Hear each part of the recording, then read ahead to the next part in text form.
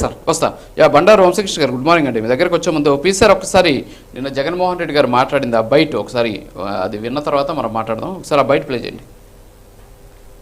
పొద్దున మనం ఇన్ని ప్రయత్నాలు చేసిన తర్వాత కూడా ఎక్కడన్నా కూడా చంద్రబాబు నాయుడు వినకుండా దీనికి ముందుకు తీసుకొని పోతే మాత్రం ఆ తర్వాత కాలేజీలు తీసుకున్నోడిని మాత్రం మనం అధికారంలోకి వచ్చిన వెంటనే 2 నెలలు తిరగక మునిపే అందరు జైళ్ళల్లో ఉంటారు. ఆ కాలేజీలు తీసుకున్న వాళ్ళు మాత్రం స్కాములు అనేది మదర్ ఆఫ్ ఆల్ స్కామ్స్ కింద ఇది నిరూపితమవుతుంది. అంతటి దారుణంగా ప్రజలకు నష్టం జరుగుతుందని కనిపిస్తూ ఉన్నా కూడా ప్రజలు దీనివల్ల ఉచితంగా వైద్యం పొందే అవకాశం పోతుందని తెలిసినా కూడా మన పిల్లలకు తక్కువ ధరకే, ప్రైవేట్ కన్నా చాలా తక్కువ ధరకే మన పిల్లలకు మెడికల్ కాలేజీలలో సీట్లు వచ్చి చదువులు అందుబాటులో ఉంటాయని తెలిసినా కూడా ఏమాత్రం ఖాతరు చేయకుండా. ఎస్ వంశకృష్ణ గారు విన్నారు, అది మీరు ఇటీవల కూడా వినుంటారు. ఆయన మాట్లాడిన సందర్భంలో అది ఒకసారి చూపిద్దాం అనేసి ఆ బయట చూపించడం జరిగింది. సో వాళ్ళ మీద కేసులు పెడతామని చెప్పేసి జగన్మోహన్ రెడ్డి గారు అన్నారు. సరే జగన్మోహన్ రెడ్డి గారు అన్నప్పుడు మరి పవన్ కళ్యాణ్ గారు అలాగే నారా లోకేష్ ఎందుకు మాట్లాడాల్సి వచ్చింది? పీకుతాం అన్నదికే కదా వాళ్ళు పీక్ కూర్చోబెట్టారు. ఇప్పుడు ఆయన ఆ మాటలు అంటున్నాడు, ఎందుకు అనాల్సి వచ్చింది?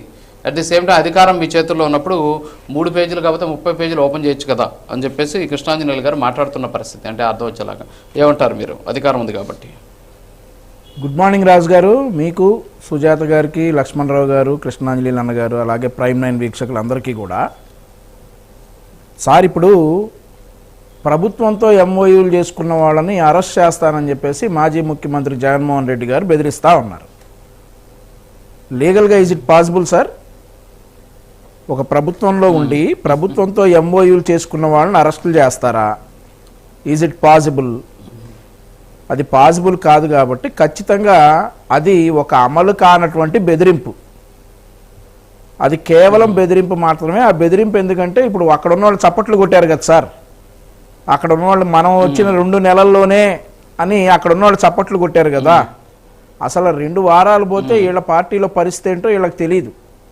అట్లాంటిది అధికారంలోకి వచ్చి 2 నెలల్లోనే 2 నెలల్లో జైలుకు పంపిస్తామనంటే ఇది కేవలం బెదిరింపు. ఆ బెదిరింపులకి ఒక విషయం సార్, ఇక్కడ మన రాష్ట్రంలో నుండి వెళ్ళిపోయినటువంటి కంపెనీలు కావచ్చు, పారిపోయినటువంటి పారిశ్రామికవేత్తలు కావచ్చు, అలాగే వెళ్ళిపోయినటువంటి ఇన్స్టిట్యూషన్స్, గవర్నమెంట్ ఇన్స్టిట్యూషన్స్ కావచ్చు, జగన్మోహన్ రెడ్డి గారి ఎరా రాష్ట్రంలో ఎండ్ అయ్యింది అని మేము నమ్మకం ఇచ్చిన తర్వాతే మళ్ళీ వెనక్కి వచ్చినటువంటి పరిస్థితి. పవన్ కళ్యాణ్ గారు చెప్పారు క్లియర్గా, రానివ్వం.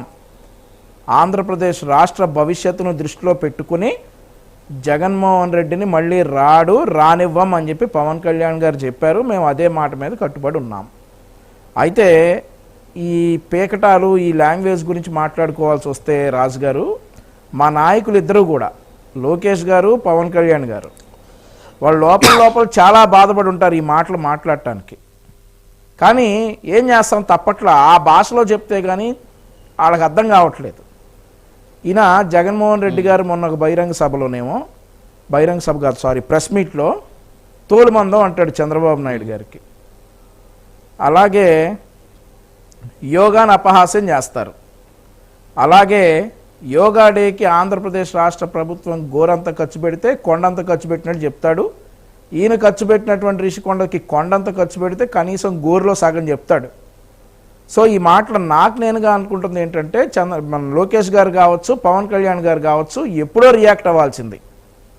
ఇట్లా ఎప్పుడైతే ఢిల్లీ సాక్షిగా మేము జూన్లో అధికారం చేపడితే జూలైలోనే 32 మంది మా కార్యకర్తలను చంపేశారని చెప్పేసి అసత్య ప్రచారం జగన్మోహన్ రెడ్డి గారు ప్రభుత్వం మీద చేశారు. జూన్లో మేము పదవీ ప్రమాణ స్వీకారం చేస్తే జూలైలో 32 మంది మా కార్యకర్తను చంపేశారని చెప్పేసి ఒక మాజీ ముఖ్యమంత్రి స్థాయి వ్యక్తి ఢిల్లీ స్థాయి ప్రెస్ మీట్లో మా కార్యకర్తలను చంపేశారంటే ఇప్పుడు ఆ పేర్లు ఏంటో చెప్పమంటే కనీసం 32లో 3 పేర్లు కూడా చెప్పలేకపోయారు. సో అట్లాంటి అసత్య ప్రచారాలు చేసినప్పుడే లోకేష్ గారు కావచ్చు, పవన్ కళ్యాణ్ గారు కావచ్చు ఇంతే ధీటుగా రియాక్ట్ అవ్వాల్సింది. సార్ ఈరోజు ఎవరికి కూడా మా ఉద్దేశం ఒకటి సార్, సేఫర్ సేఫెస్ట్ ఆంధ్రప్రదేశ్ కూటమి మోటో. ఈ మోటోని ఎవరు డిస్టర్బ్ చేస్తున్నా కానీ వాళ్ళకి యోగి ఆదిత్యనాథ్ తరహాలో ట్రీట్మెంట్ అవసరం అనేటట్లుగా పవన్ కళ్యాణ్ గారు మాట్లాడారు. ఏదైతే ఆంధ్రప్రదేశ్ రాష్ట్రానికి హాని చేస్తూ ఉన్నారో, ఆంధ్రప్రదేశ్ రాష్ట్రానికి చెడ్డ పేరు తెస్తా ఉన్నారో వారికి మాత్రమే ఈ యోగి ఆదిత్యనాథ్ తరహాలో ట్రీట్మెంట్ అవసరం ఉంటుంది, ఒళ్ళు జాగ్రత్తగా పెట్టుకుని ఉండాలని చెప్పేసి పవన్ కళ్యాణ్ గారు హెచ్చరించినటువంటి పరిస్థితి. మనం చూసుకుంటే ఈరోజు డ్రగ్ పెడ్లర్స్ ఉన్నారు సార్. కొండారెడ్డి అనేటటువంటి ఒక డ్రగ్ పెడ్లర్ని విశాఖపట్నంలో అరెస్ట్ చేస్తే మాజీ ముఖ్యమంత్రి గారు ప్రెస్ మీట్లో ఏం చెప్తారంటే చిన్నపిల్లోడని చెప్తాడు. ఆ చిన్నపిల్లోడి లీలలన్నీ ఉన్నాయి మా దగ్గర. ఆ చిన్నపిల్లోడు ఏం చేశాడు, ఎట్లా తిరిగాడు, ఎవరెవరికి డ్రగ్స్ సప్లై చేశాడు, ఎలా అరెస్ట్ అయ్యాడు, ఏ సాక్ష్యాలు అతని మీద ఉన్నాయి అనేటటువంటి లీలలన్నీ కూడా ఉన్నాయి. అతను చిన్నపిల్లోడు. రాష్ట్రంలో యువతకి డ్రగ్స్కి బానిసగా చేస్తున్నటువంటి వైఎస్ఆర్ కాంగ్రెస్ పార్టీ విద్యార్థి విభాగం నాయకుడు కొండారెడ్డి చిన్నపిల్లోడు. అదైపోయింది. పరకామణి చాలా చిన్న చోరీ. ఇట్లాంటి మాటలన్నీ కూడా ఒక ముఖ్యమంత్రి స్థాయి వ్యక్తి, ముఖ్యమంత్రిగా పనిచేసినటువంటి వ్యక్తి ఇట్లాంటి మాటలన్నీ మాట్లాడుతూ ఉంటే 18 నెలలు ఓపిక పట్టారు. మారతాడు మారతాడు మారతాడని 18 నెలలు ఓపిక పట్టినా మారకపోతే ఒక మాట అనాల్సి వచ్చింది. ఏమని? నువ్వు అధికారంలో లేనప్పుడే ఏం పీకలేదు, నువ్వు అధికారంలోకి వచ్చినాక ఏం చేస్తావు? అధికారం రావటం అనేది కళ, వదిలేయండి.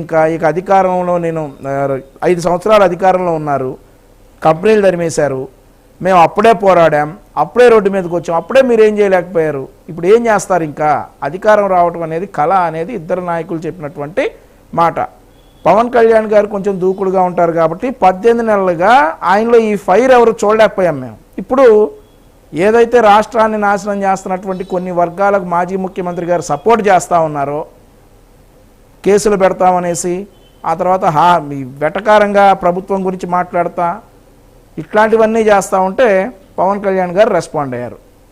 ఇక ఆ తర్వాత మరొక విషయం ఏంటంటే, రెడ్ బుక్లో 3 పేజీలు ఎప్పుడు ఎవరిని ఏం చేయాలో నాకు తెలుసని లోకేష్ గారు అంటా ఉన్నారు. ఇప్పుడు రెడ్ బుక్ అనేది కక్ష సాధింపులకు కాదు, కేవలం ఎవరైతే చట్టాన్ని ఉల్లంఘించారో వారికి మాత్రమే ఇది వర్తిస్తుంది.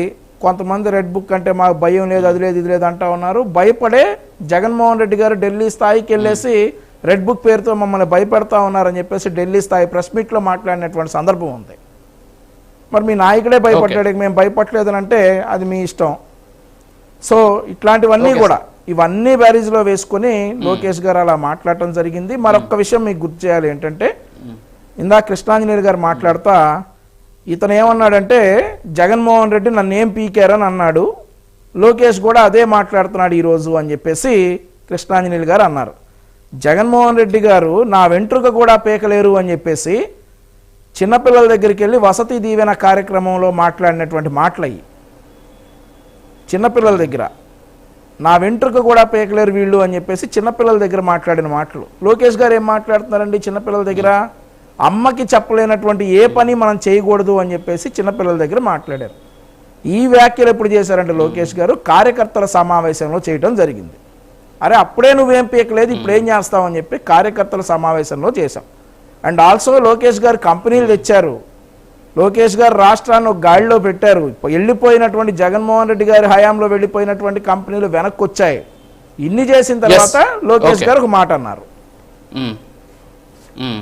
అదండి. ఓకే రేగే లక్ష్మణరావు గారు, ఓకే సార్. రేగే లక్ష్మణరావు గారు వస్తాను సార్. రేగే లక్ష్మణరావు గుడ్ మార్నింగ్. మీ దగ్గరకు వచ్చే ముందు ఒకసారి నారా లోకేష్ గారిని బయట ఒకసారి ప్లే చేయండి, ప్లీజ్ సార్. ఒకసారి చూసాం, ఒక పద్ధతి ప్రకారం మనం పనిచేసుకుంటూ వెళ్తున్నాం. కానీ రాష్ట్రంలో కూడా ఒక సైకో ఉన్నాడు. ఎంత మంచి సినిమా అయినా ఒక చిన్న విలన్ ఉంటాడు.